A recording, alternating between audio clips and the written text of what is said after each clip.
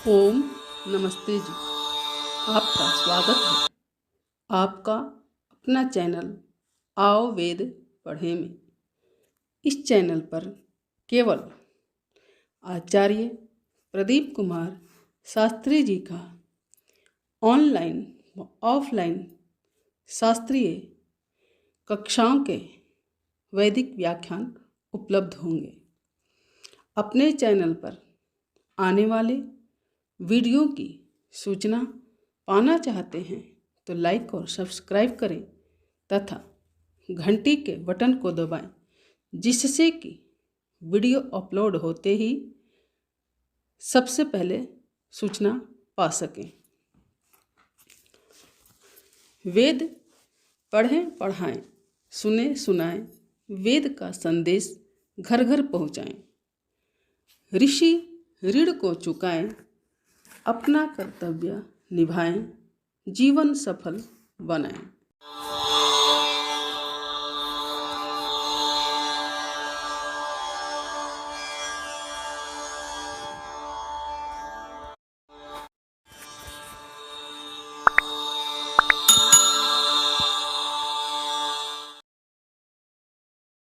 ॐ सहना भवतु सहनौ भुनक्तु सह वीर्यं करवावहै तेजस्विनावधीतमस्तु मा विद्विषावहै। ॐ शान्ति शान्ति शान्तिः। सृष्टि विद्या के विषय को हमने पूर्व प्रकरण में जाना।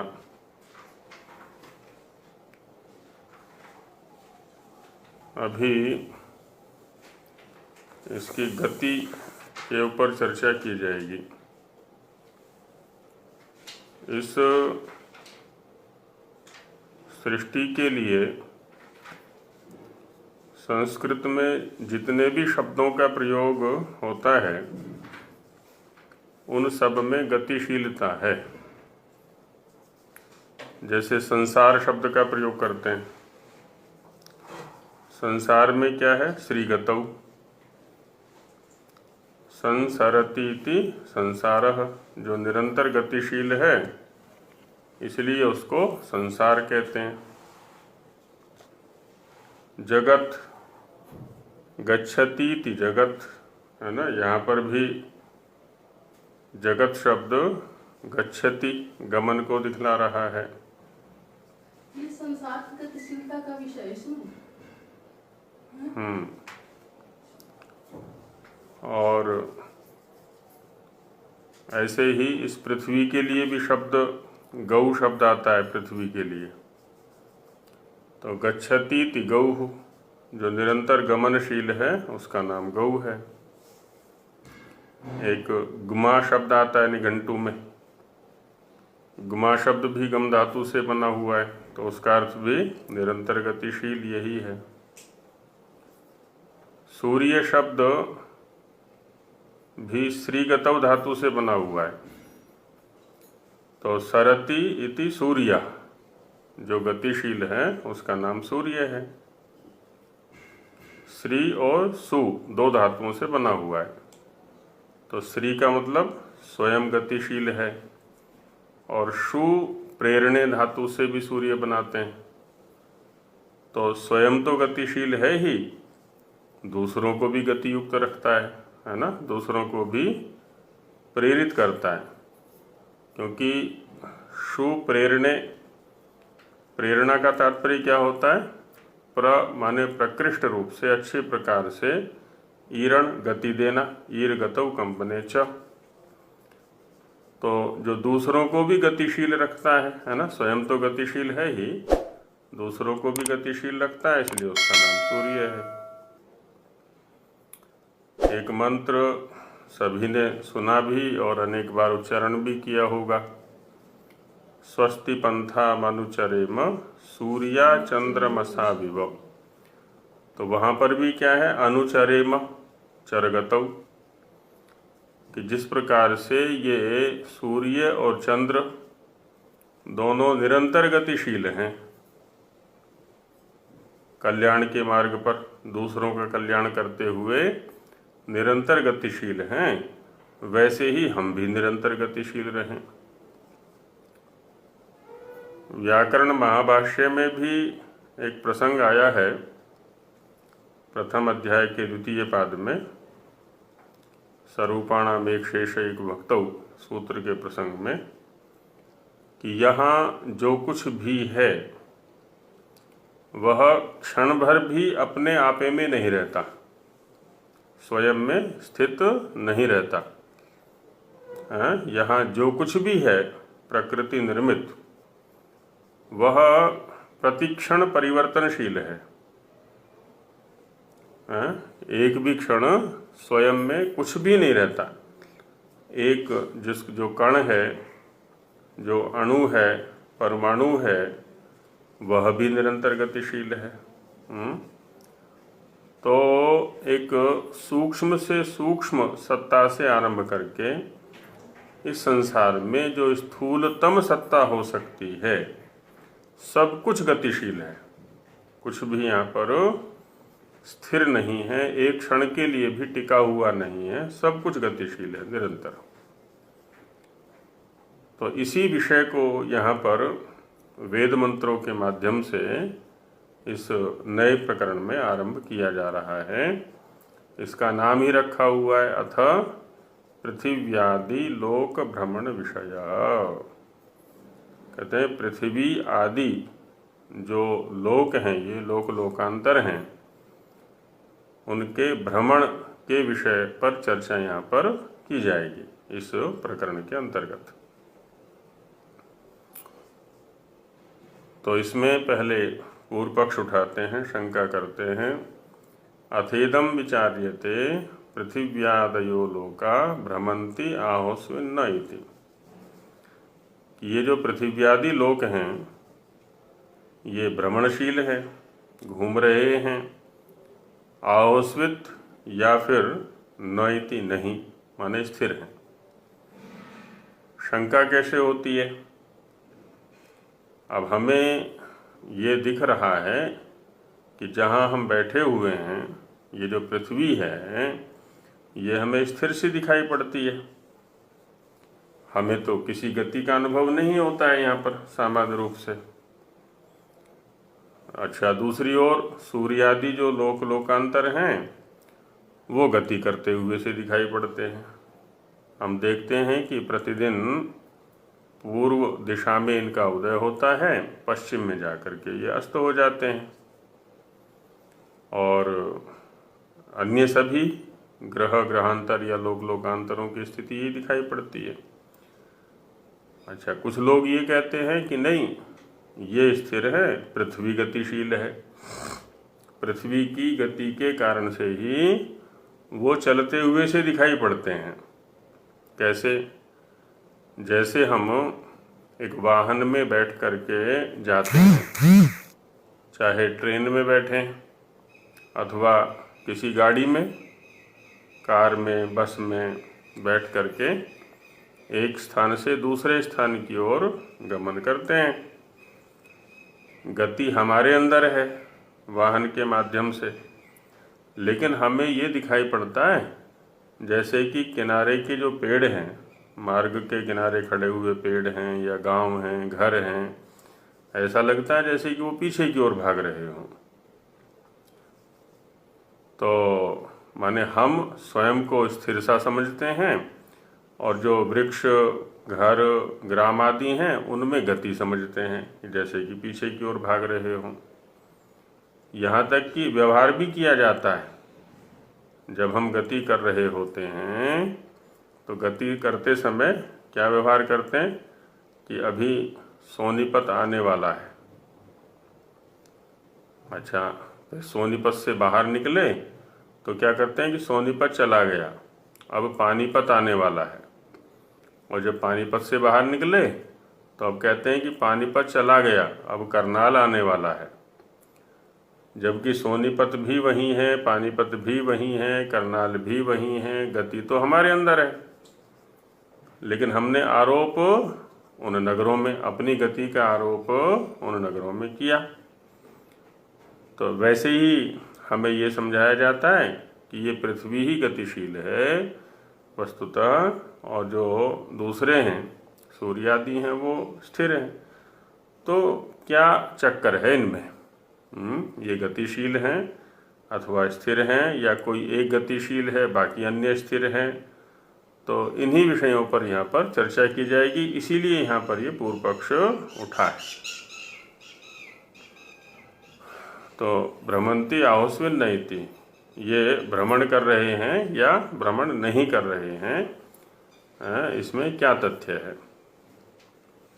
तो अत्रोच्यते, इस विषय में बताते हैं कि वेदादि शास्त्रोक्त रीत्या पृथिव्यादयो लोकाः सर्वे भ्रमन्त्येव। ये वेदादि जो शास्त्र हैं उनमें कही गई रीति से, वेदादि जो शास्त्र उनमें कही गई, उक्त माने कही गई जो रीति है, जो प्रणाली है, जो व्यवस्था है, उसके अनुसार पृथिव्यादयो लोका, पृथिव्यादि जो लोक लोकांतर हैं, सर्वे भ्रमन्त्येव, वो सारे के सारे निरंतर घूम रहे हैं। तत्र पृथिव्यादि भ्रमण विषये प्रमाणम, तो पृथिव्यादि लोकों के भ्रमण के विषय में वैदिक प्रमाण यहाँ पर दिखाते हैं। और इनमें भी दो गतियाँ स्पष्ट हैं, बाकी तो और भी गतियाँ हैं। जैसे पृथ्वी के अंदर 3 गतियाँ हैं।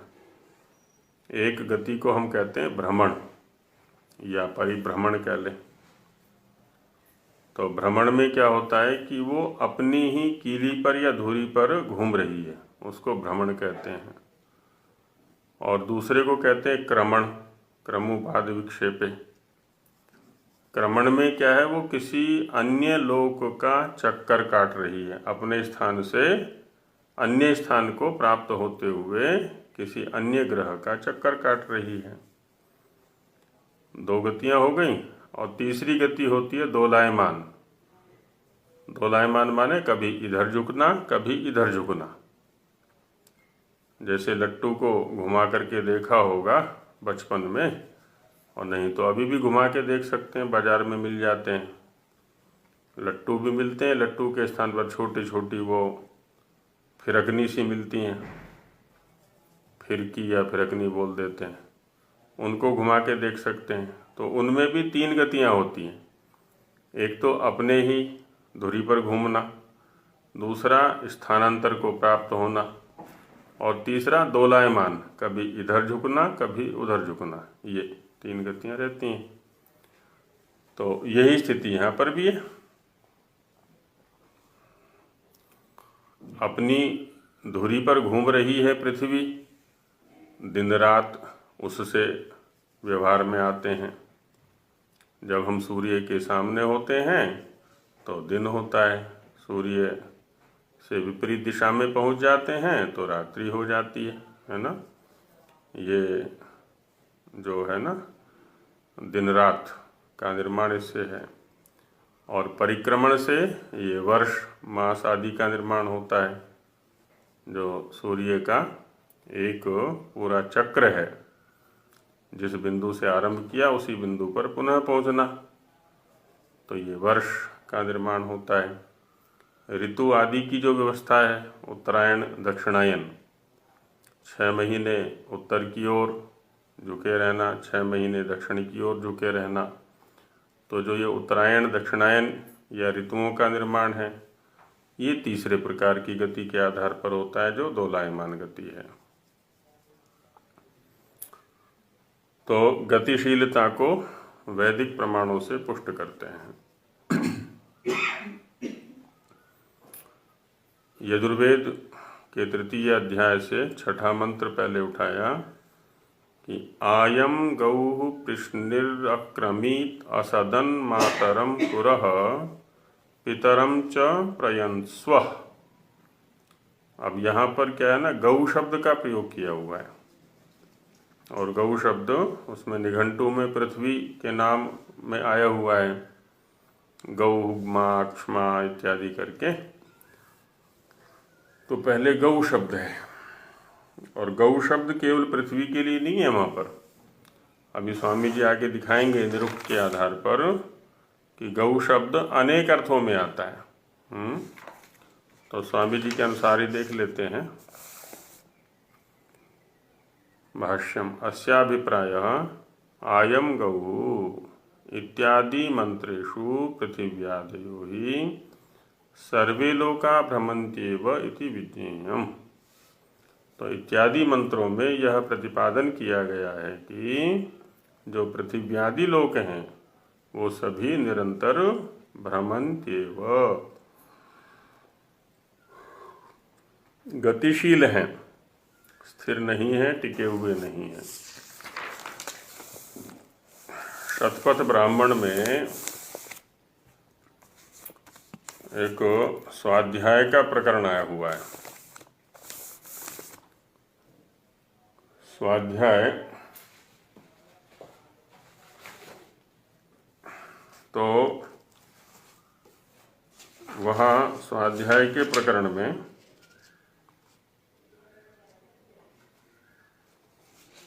शतपथ ब्राह्मण के बताता हूँ,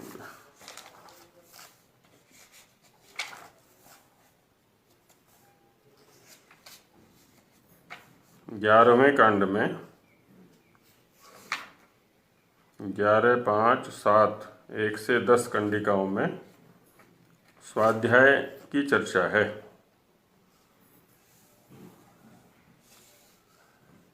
तो उसमें एक बहुत ही महत्वपूर्ण बिंदु के ऊपर ध्यान केंद्रित किया है स्वाध्यायशील का। तो वहाँ पर कहा है कि यंती व आपह, है ना, जो 10वीं कंडिका है उसकी, उसमें कहा गया है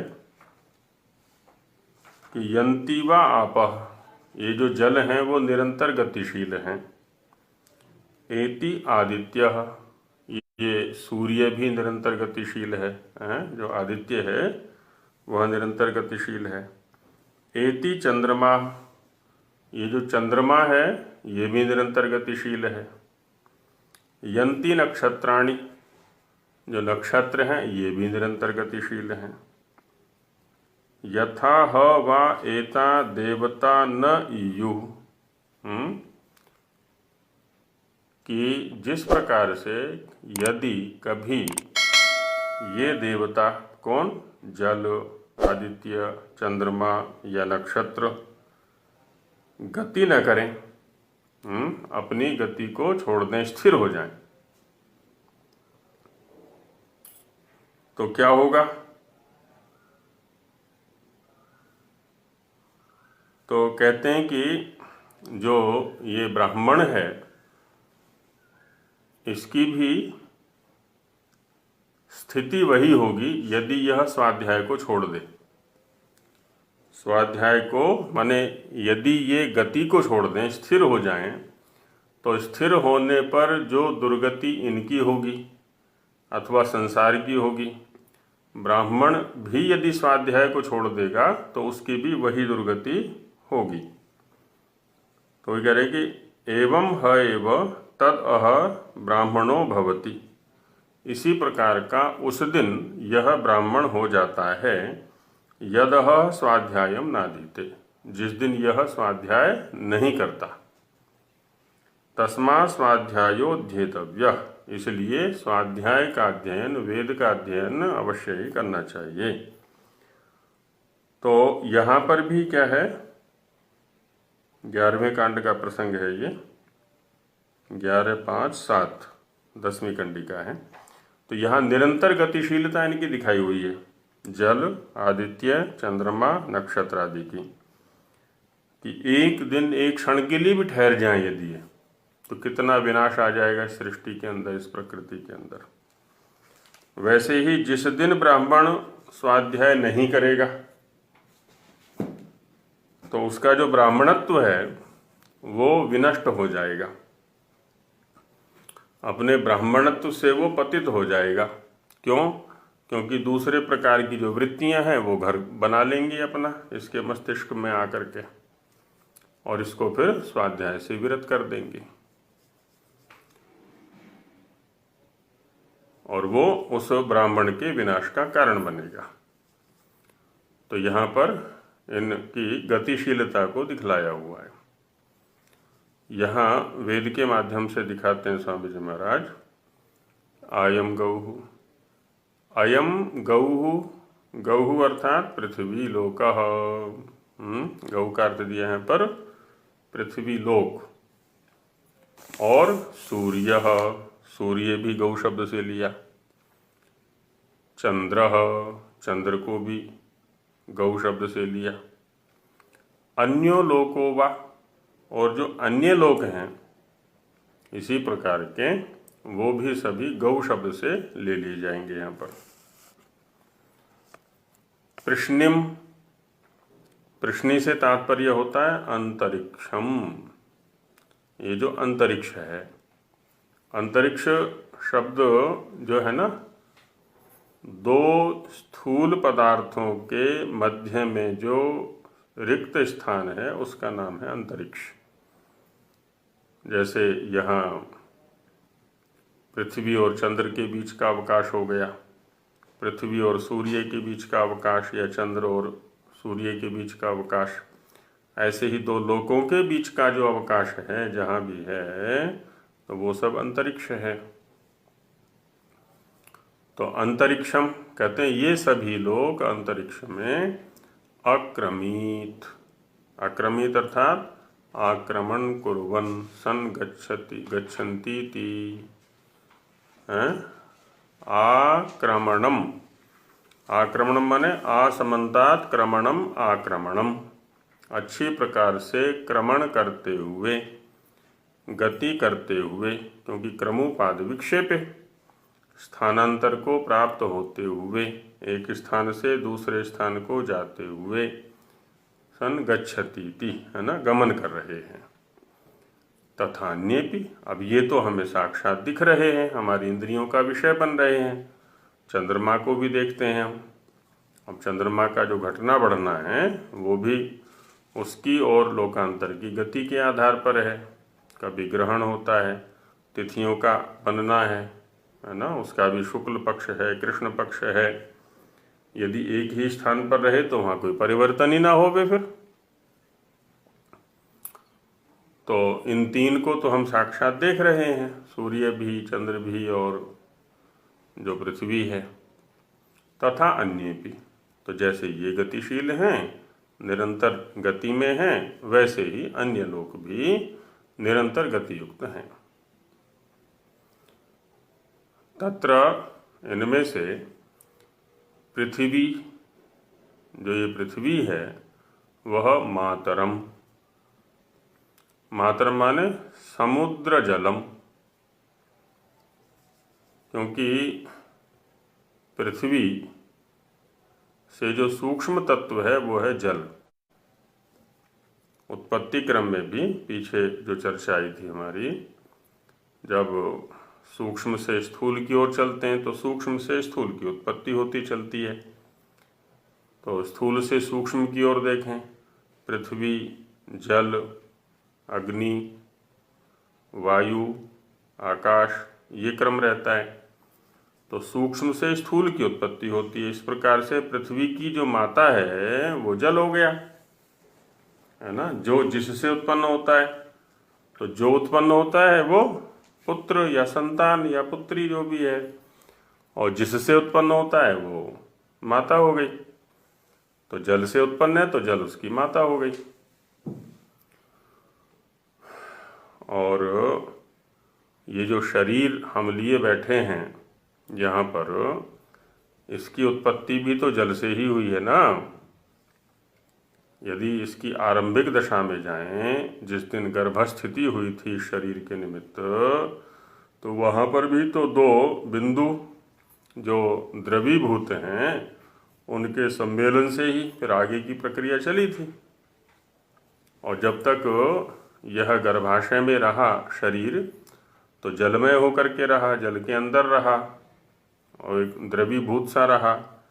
बाहर जब आया गर्भाशय से तो बाहर की हवा के संपर्क से फिर इसमें कठोरता आनी चालू हो गई। धीरे धीरे धीरे धीरे धीरे ये कठोर हो गया।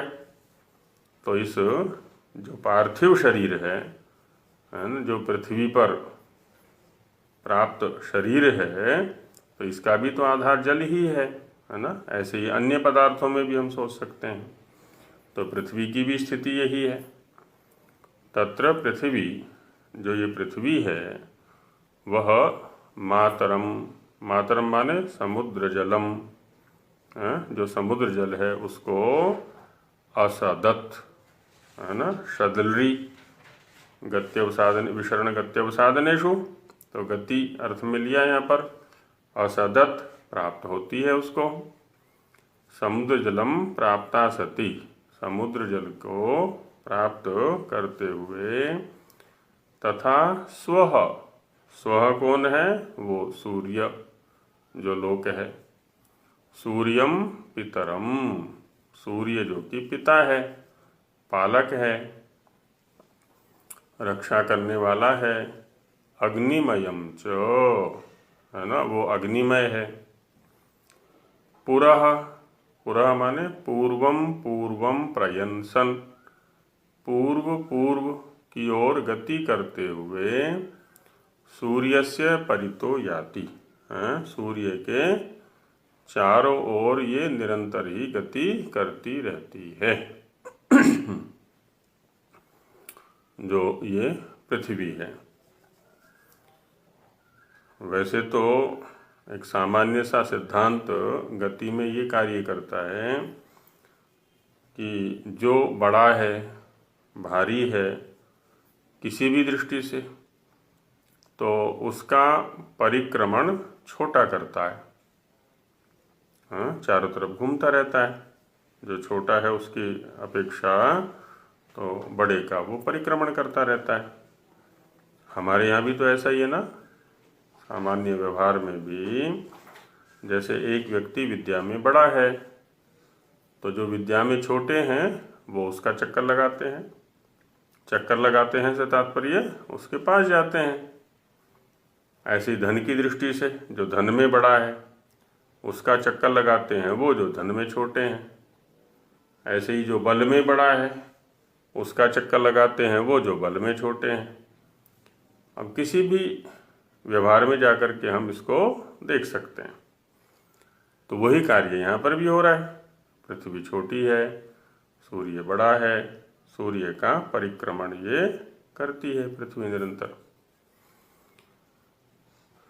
एवमेव सूर्यो वायुम पितरम, इसी प्रकार से सूर्य माने अग्नि, तो अग्नि का पिता कौन है, वायु है, क्योंकि वायु जो है वो अग्नि से सूक्ष्म है।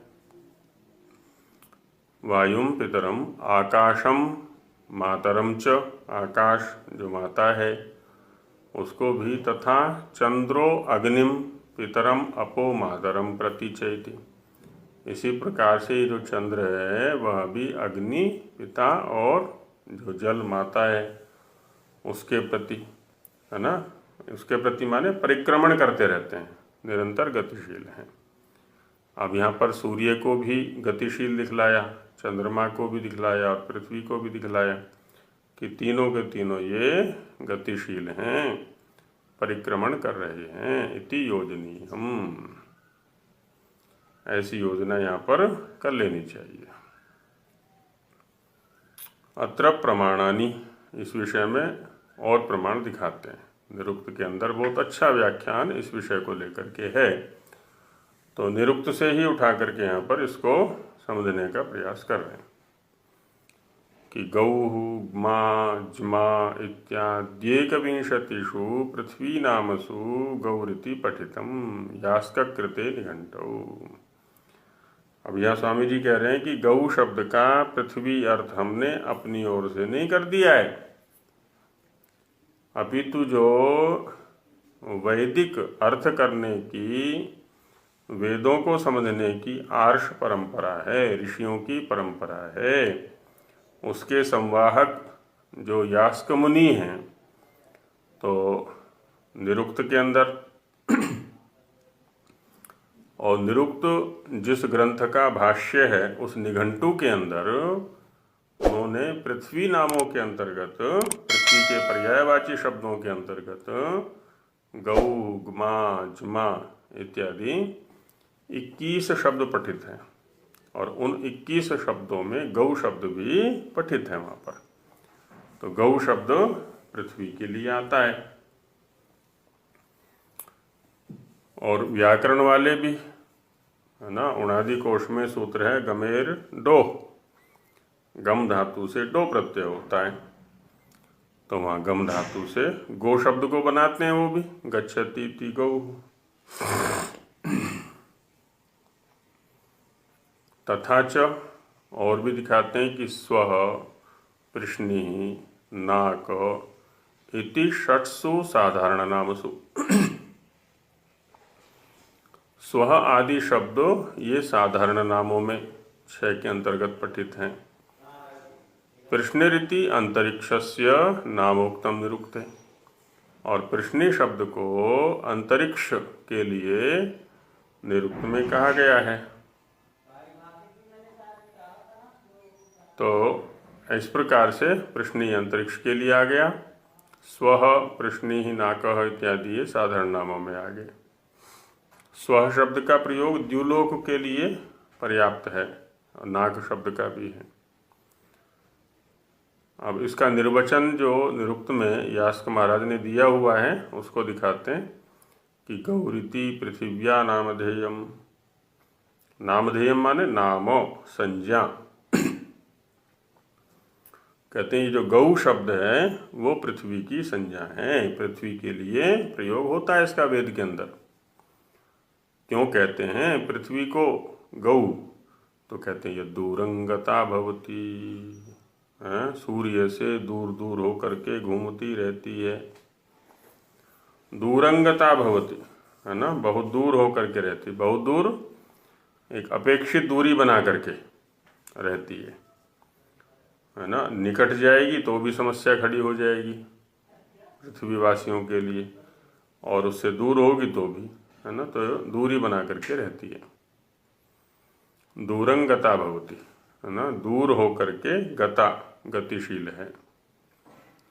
यच्चास्याम भूतानि गच्छन्ति, और गच्छन्ति भूतानि अस्यामिति गौः। तो पहले के अनुसार हो गया गच्छति इति गौः, और यहाँ दूसरे निर्वचन में हो गया गच्छन्ति भूतानि अस्यामिति गौः। क्योंकि इसके ऊपर अनेक प्रकार के जो प्राणी हैं वो गमनागमन करते हैं, जीवन को प्राप्त करते हैं, जीवन संचालन करते हैं, इसलिए भी इसको गौ कहा जाता है,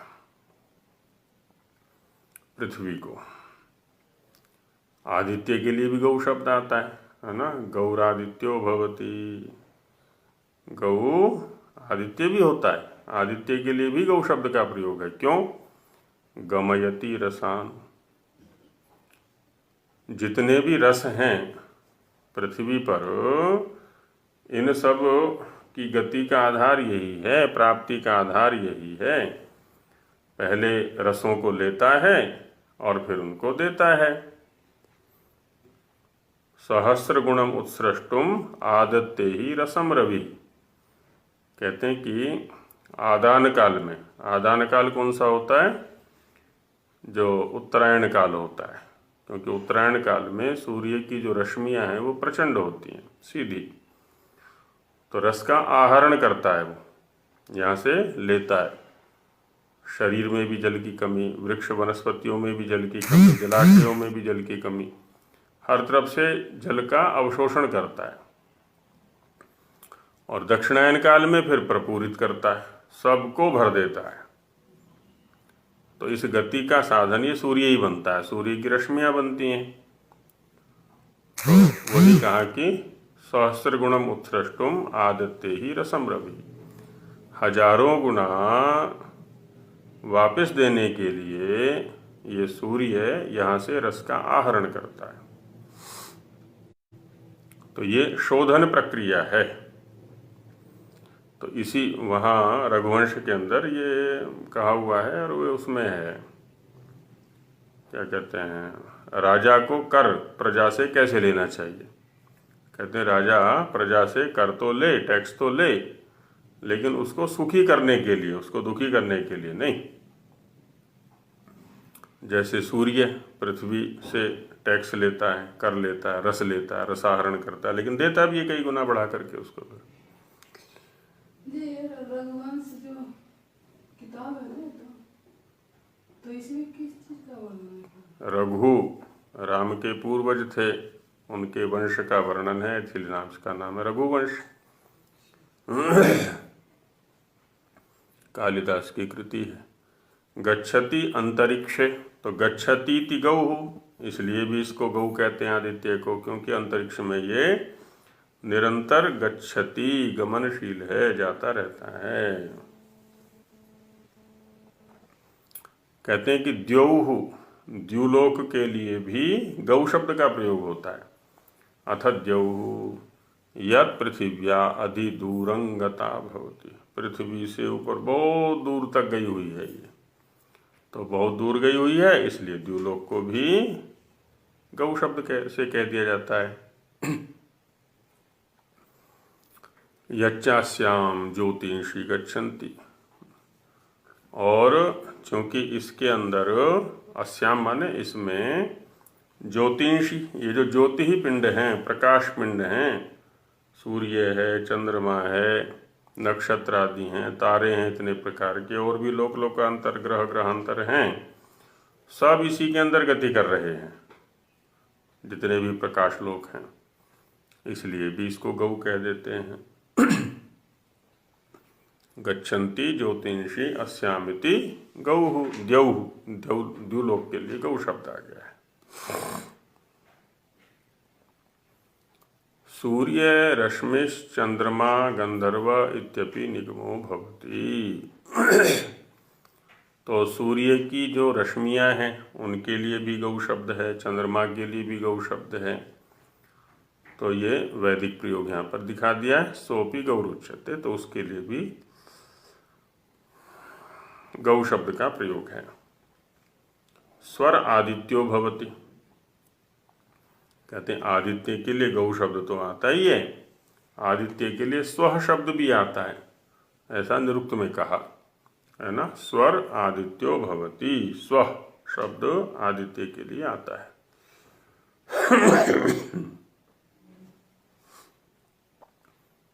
स्व शब्द भी स्त्री धातु से बना हुआ है, तो वहां पर भी गति है।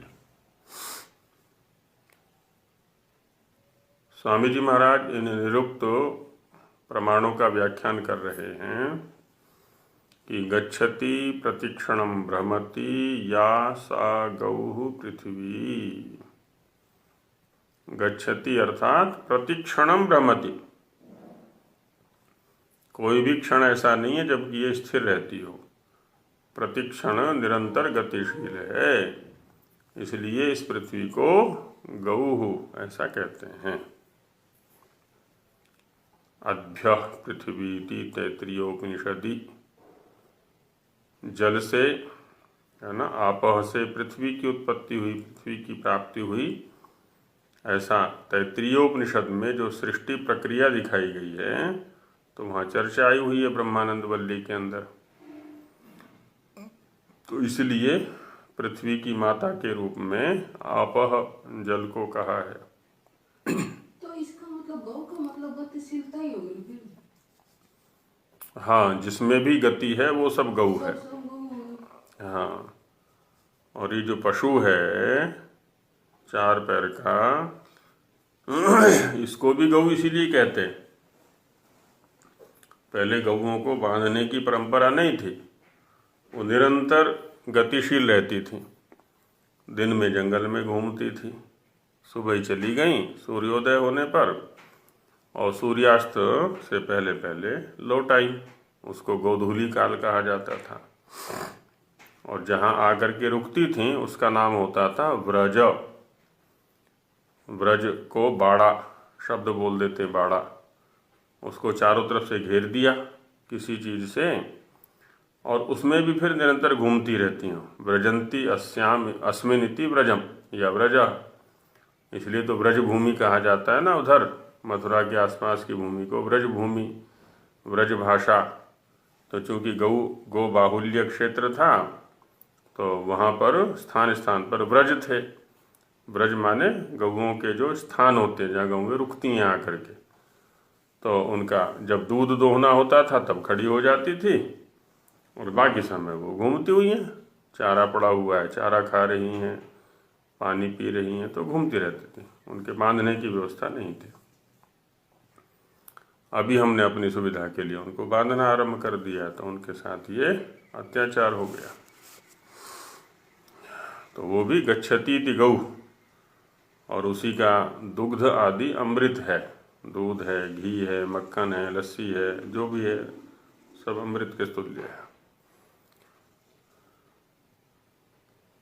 यज्ञ के लिए दो पदार्थों का प्रयोग करते हैं हम, एक तो सोम और दूसरा गोघृत। सोम को क्या कहा गया? औषधियों का राजा। सोम हो गई औषधि नाम राजा। सोम जो है वो औषधियों का राजा है। इधर दूध जो गौ से प्राप्त है, अब गौओं ने भी क्या किया? जंगल में घूमते घूमते सभी प्रकार की औषधियों का चर्वण कर लिया, सभी औषधियों का सेवन किया, और अनेक प्रकार की औषधियों का सेवन करके उन सभी औषधियों के सार रूप में हमें दूध प्राप्त हुआ, उससे घी प्राप्त हुआ। अब तो एक कृत्रिम आहार उसको खिलाया जाता है गौ माता को, जो वो आहार भी उसके साथ अत्याचारी है एक तरह से। जो प्राकृतिक आहार है वो तो दिया नहीं उसको। अच्छा, ऐसी मधु है, मधुमक्खी भी यही काम करती है जो गौ करती है। मधुमक्खी भी अनेक औषधियों से रस को लेकर के, है ना, तो वो एकत्रित कर देती है। वहाँ पर भी अनेक औषधियों का रस हो गया, लेकिन दोनों के स्वभाव में बड़ा अंतर है। मधु के स्वभाव में और घृत के स्वभाव में। तो मधु को कहा जाता है श्लेष्मघ्नम मधु। जो मधु है वो तो कफ का विनाश करने वाला है। श्लेष्माणम हन्तीति श्लेष्मघ्नम मधु। लेकिन घी को कहा गया है पित्तघ्नम घृतम। घी कैसा है? पित्त को नष्ट करने वाला। पित्त किसी का बढ़ा हुआ हो, विकृत हो, तो घी पिला दें उसको। घी माने गोघृत, तो पित्त शांत हो जाएगा। दोनों के स्वभाव में दोनों औषधियों से ही रसाहरण कर रही हैं, इधर गौ भी और उधर मधुमक्खी भी। एक शीतल हो गए, कुछ हाँ, तो एक कफ की हानि कर रहा है जो सार रूप है मधु, और दूसरा जो घृत है वो भी सार रूप है औषधियों का ही, वो पित्त का शामक है। तो दोनों का ही प्रयोग है, यज्ञ में भी दोनों का ही प्रयोग है। तो वही कह रहे हैं यहाँ पर, अभ्य पृथ्वीति तैत्तिरीयोपनिषदि यस्मात् यज्जायते सो अर्थः तस्य माता पितृवत् भवति। कहते हैं कि जिससे जो उत्पन्न होता है, यस्मात् यज्जायते, यस्मात् माने जिससे, यत माने जो, जायते माने उत्पन्न होता है। तो जिससे जो उत्पन्न होता है, तो जिससे उत्पन्न होता है और जो उत्पन्न होता है, सो अर्थः, है ना, जो उत्पन्न हुआ वह अर्थ, तस्य उस अर्थ का, यस्मात् जिससे उत्पन्न हुआ है, माता पितृवत् भवति। तो जिससे उत्पन्न होता है वो माता और पिता के समान होता है। जो उत्पन्न होता है वो संतान के समान होता है। जैसे हमारे अंदर व्यवहार है ना, जीवों में व्यवहार होता है। जिससे उत्पन्न होता है हम उसे माता या पिता कहते हैं, जो उत्पन्न होता है उसको संतान कहते हैं। ठीक वैसे ही वृक्ष है, और वृक्ष से फल उत्पन्न हुआ, तो वृक्ष क्या हो गया? माता पिता हो गया, और फल उसकी संतान हो गई। तो जो उत्पन्न हो रहा है वो संतान, जिससे उत्पन्न हो रहा है वो माता पिता। जड़ जगत में भी वही व्यवहार है जो चेतन जगत में है। ऐसे यहाँ पर भी आपह से पृथ्वी की उत्पत्ति हुई तो आपह उसकी माता हो गई, पृथ्वी संतान हो गई। तथा स्व शब्देन आदित्यस्य ग्रहणात्, स्व शब्द से आदित्य का ग्रहण हो रहा है, इसलिए पितृविशेषणत्वात् आदित्यो अस्याः पितृवत् इति निश्चीयते। तो उसका विशेषण होने से आदित्य को इस पृथ्वी का पिता कह दिया है।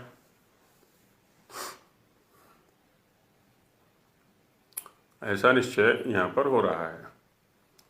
निरुक्त में कहा कि यह दूरंगता भवति, पृथ्वी के प्रसंग में दूरम दूरम सूर्यात् गच्छति इति विज्ञेयम्, सूर्य से एक निश्चित दूरी बना करके ये गमन करती है, इसलिए इसको गौ कहा जाता है।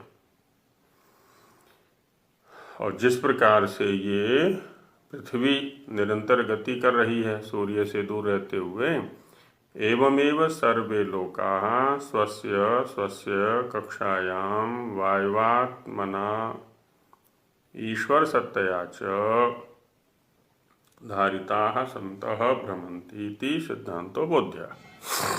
इसी प्रकार से सभी लोक लोकांतर अपनी अपनी कक्षाओं में, कक्षा किसको कहा, जिस बिंदु पर ये भ्रमण कर रहे हैं, पृथ्वी के चार, ये सूर्य के चारों ओर पृथ्वी भ्रमण कर रही है तो वो उसकी कक्षा हो गई। तो वहां धारण किसने किया हुआ है इनको, वायुवात्मना ईश्वर सत्तया च, एक तो वायु ने और दूसरा ईश्वर की सत्ता ने इन सबको, क्योंकि सदाधार पृथ्वी, वो जो ईश्वर है वो रचने वाला भी है, धारण करने वाला भी है, प्रलय करने वाला भी है। और इधर वायु को सहयोगी पदार्थ बनाया हुआ है, वायु भी धारण करता है, क्योंकि याच काच बलकृति इंद्र कर्म ही वतत, निरुक्त में आया हुआ है। जितने भी शक्ति के कर्म हैं वो सब इंद्र माने वायु के ही कर्म हैं। तो इनसे धारित होते हुए भ्रमंती, भ्रमण कर रहे हैं, ऐसा सिद्धांत जानना चाहिए। सबकी अपनी अपनी कक्षाएं निर्धारित हैं। भाषार्थ में भी इसी विषय को खोल रहे हैं आगे महाराज कि अब सृष्टि विद्या विषय के पश्चात पृथ्वी आदि लोक घूमते हैं व नहीं, इस विषय में लिखा जाता है। पृथ्वी आदि लोक घूम रहे हैं व स्थिर हैं, इस विषय को की अब चर्चा करते हैं। इसमें यह सिद्धांत है कि वेद शास्त्रों के प्रमाण और युक्ति से भी पृथ्वी और सूर्य आदि सब लोग घूमते हैं। तो वेदादि शास्त्रों के प्रमाण भी हैं और युक्ति भी है इसमें कि सभी निरंतर घूम रहे हैं। इसमें प्रमाण दिखाते हैं वेद का आयम गौ। गौ नाम है पृथ्वी, सूर्य, चंद्रमा आदि लोकों का। जो भी निरंतर गतिशील हैं वो सब गौ शब्द के द्वारा कहे जाते हैं। अपनी अपनी परिधि में वे सब अंतरिक्ष के मध्य में सदा घूमते रहते हैं। सबकी अपनी अपनी परिधियां हैं। परितो धीयते असौ परिधि, जिसका चारों ओर धारण किया जाए तो उसको परिधि कहा जाता है। तो उसमें वे सब अंतरिक्ष के मध्य में निरंतर घूमते रहते हैं। सदा माने हमेशा, निरंतर घूमते रहते हैं। परंतु जो जल है, यहाँ पर जल है सो पृथ्वी की माता के समान है, क्योंकि पृथ्वी जल के परमाणुओं के साथ अपने परमाणुओं के संयोग से ही उत्पन्न हुई है। तो जल के परमाणुओं के साथ जब पृथ्वी के परमाणु मिश्रित होते हैं तो पृथ्वी की उत्पत्ति होती है। और मेघमंडल के जल के बीच में गर्भ के समान सदा रहती है। अब यहाँ पर क्या संकेत कर रहे हैं स्वामी जी महाराज कि इसके चारों ओर भी एक मेघमंडल का घेरा है, इसलिए कह रहे ना, और मेघमंडल के जल के बीच में वैसी स्थिति हो गई जैसी गर्भाशय में शिशु की स्थिति होती है।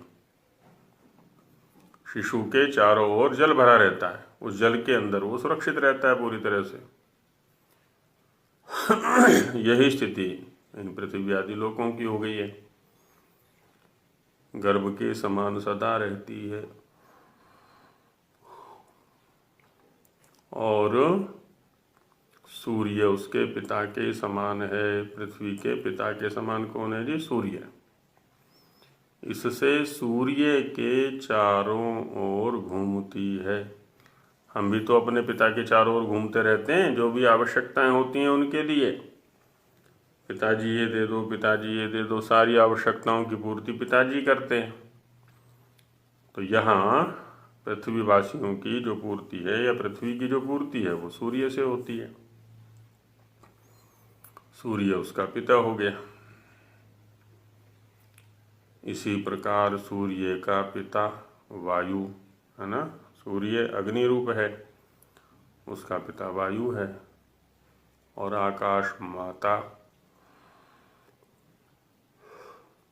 तथा चंद्रमा का अग्नि पिता और जल माता, उसके प्रति वे घूमते हैं। तो जो भी जिसके माता पिता हैं उनके चारों तरफ वो घूमते रहते हैं। माता के गर्भ में रहेंगे, पिता के चारों ओर घूमेंगे। ये समानता यहाँ पर ली हुई है। जैसे हमारी स्थिति होती है, हम माता के गर्भ में होते हैं, पिता के चारों ओर घूमते हैं आवश्यकता पूर्तियों के लिए। ठीक यही स्थिति इन लोक लोकांतरों की है। ये भी सारे के सारे लोक लोकांतर जल के बीच में हैं, है ना। जल का आवरण इनके चारों ओर है प्रत्येक के, इसलिए जल इनकी माता के समान हो गया। और अपने से जो बड़ा ग्रह है, पिंड है, उसके यह परिक्रमण कर रहे हैं, वो इसके पिता के समान हो गया। उसी से ये अपनी आवश्यकताएं पूर्ति करते हैं। इसी प्रकार से सब लोग अपनी कक्षा में सदा घूमते हैं। जैसे यहाँ पृथ्वी की स्थिति है, तो वैसे ही अन्य सब लोगों की भी यही स्थिति बनती है। इस विषय का संस्कृत में निघंटु का प्रमाण लिखा है, उसको देख लेना। तो संस्कृत भाग हमने पढ़ ही लिया था। आदित्य के लिए, चंद्रमा के लिए गौ शब्द का प्रयोग है, स्व शब्द का प्रयोग है, वो सब उसमें उठाया था। तो इसको ही कह रहे हैं कि संस्कृत भाग में इसमें प्रमाण दिया, तो उसको वहीं देख लेना। इसी प्रकार सूत्रात्मा जो वायु है,